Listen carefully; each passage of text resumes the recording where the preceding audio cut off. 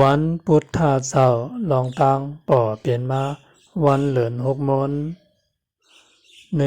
วันอันหนอลองเจ้าสุเมธาไลหับคำแปรติกคำตักมันตามตีพระลาเปลี่ยนเจ้าที่ปังกลา2มือปีมหาสักเลต61นี้หนอลองเจ้าสีธาตุเกิดหันนามาเมืองกุนนั่นก็แม่นวันเหลือนหกมน3มือปีมหาสักเลต1 ปาก 3นี้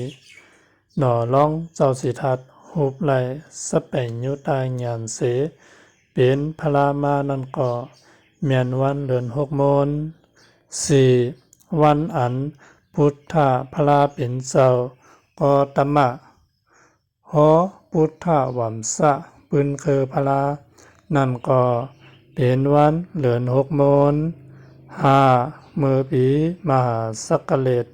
1 บาก 48นี้หมุนแสงคำพลาเป็นเสาเอาปรินิพพานนั่นก็แม่นวันเหลือนหกมน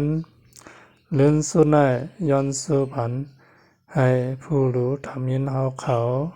เจียมปีสางสัตว์กลไหลมีตัวใจกัดเย็น